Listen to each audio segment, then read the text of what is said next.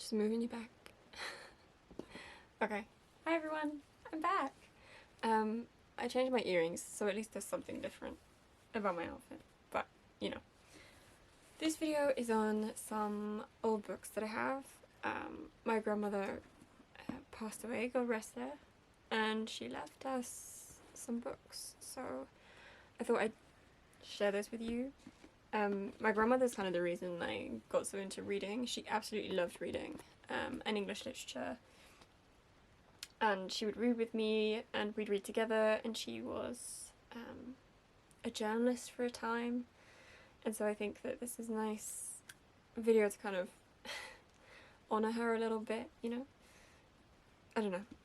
I just wanted to share the books with you, basically. So we'll start with two that sort of go together. And bear in mind, a lot of these books are really quite old, so they're like falling apart. They came to me like this. I didn't do this to these books, but I promised to take care of them. So we've got these two, and they're just beautiful.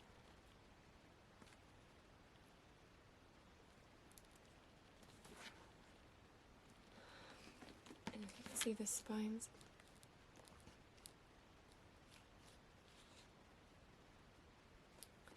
And they are books, they're volumes of poets of the English language, and for some reason we only have volumes 2 and 4. I'm not sure what happened to 1 and 3 and onward, but 2 is Marlowe to Marvel, and 4 is Blake to Poe. So I'm not sure how that works alphabetically either, but anyway. This one is volume 2. And they don't have any publishing details in terms of date. It says here, it gives the details of a publication distributed by Heron Books, and then Poets of the English Language, volume 2, Marlowe to Marvel. And it gives you the editors, excuse me. So there were 5 volumes in total. 1, 2, 3, 4, 5. But for some reason we only have volume 2 and 4. These are the editors. And I'm not sure when these came out. I don't think they're that old, because they're quite well kept. But yeah, it has like lots of poets and then some of their poems. And I love that. So it has a lot of William Shakespeare sonnets, including the famous "Shall I compare thee to a summer's day?" What is that sonnet? It's one of the teens. 18? Yes, sonnet 18. Okay, so it will have, for example, the poet, and then some of their poetry, the William Shakespeare sonnets that they have here, and then they have another one. So yeah, these are the books on poetry, and I really love them, and I will really cherish them because I love poetry, always have. Definitely my grandmother's fault that I love poetry, and my mother loved Shakespeare and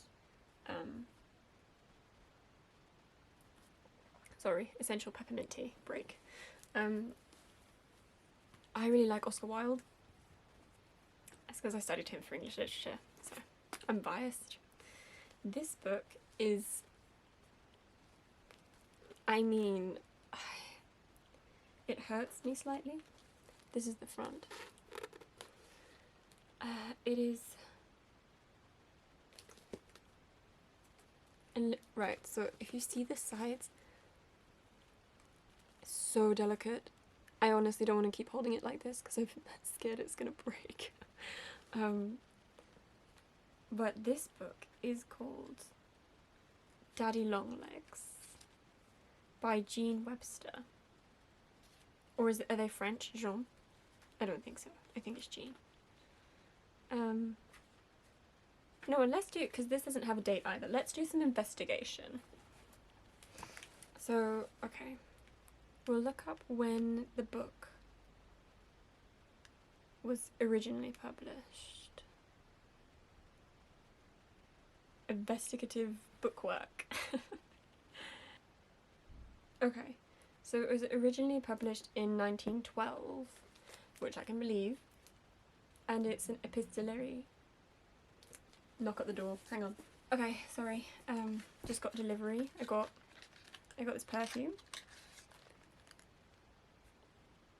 Poirier d'un soir. It's pear tree of the evening, I think is the direct translation, like pear tree of the evening, or an evening. So it's like evening pear tree. Yeah. It says evocative of the warm honeyed blooms that encircle a pear orchard at dusk. And then it says the same thing but in French, so yeah. I will put some on while we look at these old books so we can smell like a pear orchard at dusk. They had it on sale. They had like the tiny size on sale. And it's by Miller Harris. And their full-size perfumes are expensive. So, yeah. Anyway, back to books. And tea.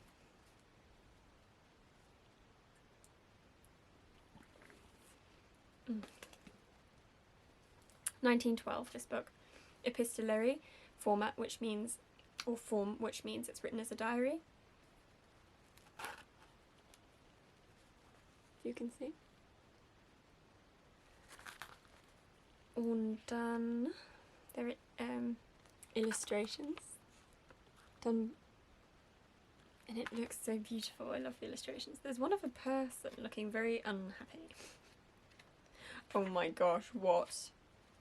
Amazing. I love it.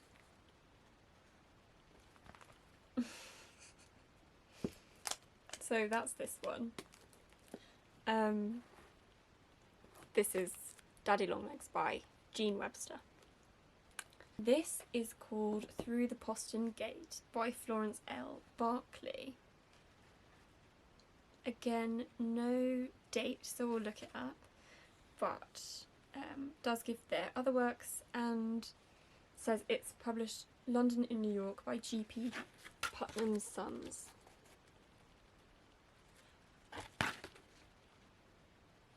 There's a romance in 7 days. Ooh, maybe it's a romance novel.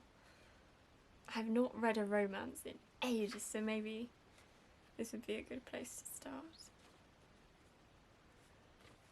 And oh, very large print actually for an older book. Especially compared to the last one. Okay, Through the Postern Gate. Let's see. Originally published 1911. So they're all quite similar, they're both quite similar time frames. 1912, 1911. The next one, also a love story, I suppose, because it's called Love Works Wonders. And look at this on the back, it's stunning. Look at how beautiful that is. We just don't make it like this anymore. The book is very delicate, this one. Red on the pages, which is interesting. Who's it by?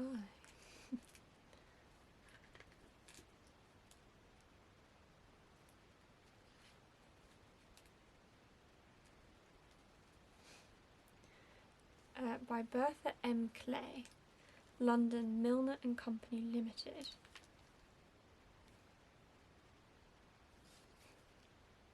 And it starts with a poem. I love that.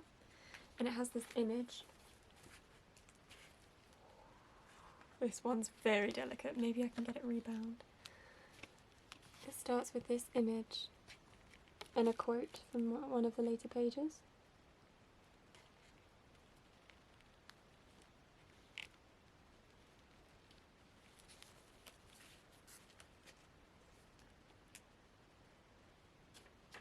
But again, no date, so... Oh, I love that. The chapter says Love Works Wonders. Chapter 1, A Girl with Character. A Girl with a Character. We love that.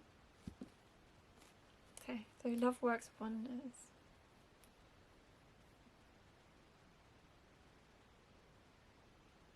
Originally published in 1878. So maybe that's why it's a little bit more delicate than the others. So we had 1912, 1911, and then this was originally published in 1878. I'm sure this is not a first edition 1878 version,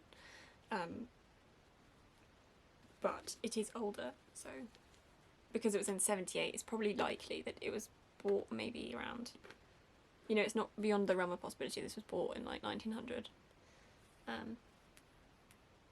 Yeah. Apparently her name changed. Maybe she was writing under a pen name? It says Bertha M. Clay in the book, but then it says Charlotte Mary Brain online. Appeared under the pseudonyms in America, most notably Bertha M. Clay. Okay, so it was, yeah, a pseudonym in America. Amazing. Love Works Wonders. That it does. Next book. I think this is the second to last.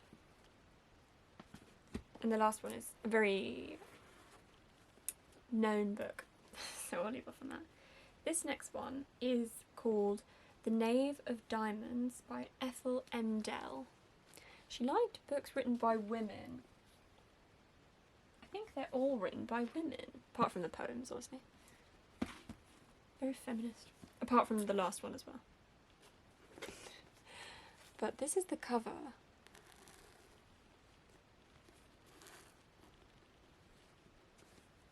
It's fabric, you can tell. And the back.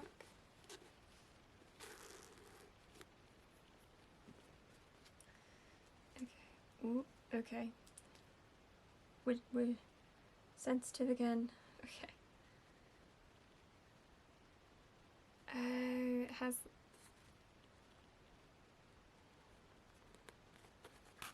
On the top it has the name of one of my aunts, like family friends. So I'm assuming it was a gift from her. Maybe to her.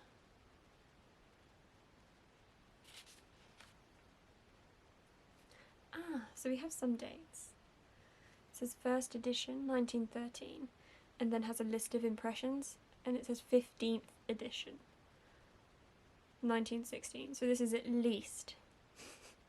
I'm assuming this is the 15th edition, so 1916. So you have 1912, 1911, 1878, first edition 1913, but 1916.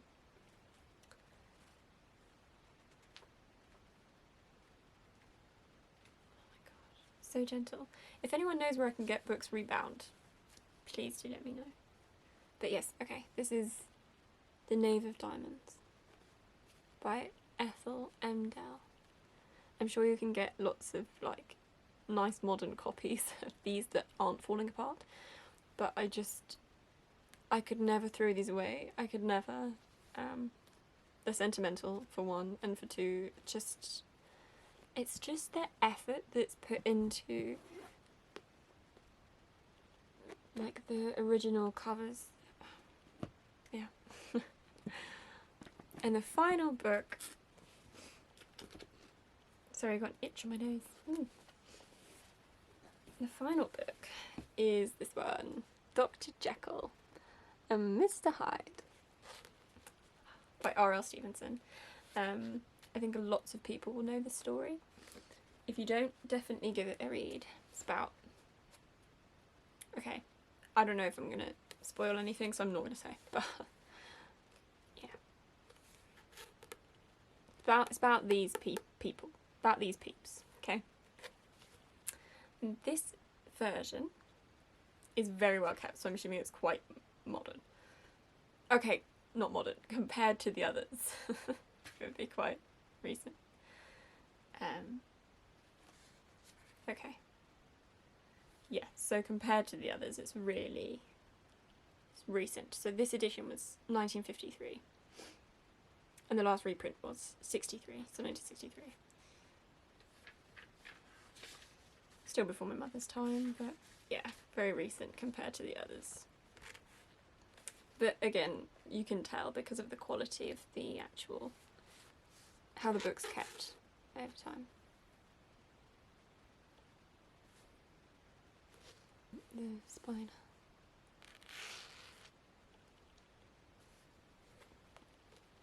So that's the last book. I hope you enjoyed going through those with me. I enjoyed going through them. And I'm sure that my grandmother would be happy that they brought me and maybe someone else some happiness to go through. So thanks, that's that video. Well, that's this video. So yeah, stick around for more bookish content and also some yoga content. I'll be doing a video on like a day in my yoga teacher training, so yeah. See you around.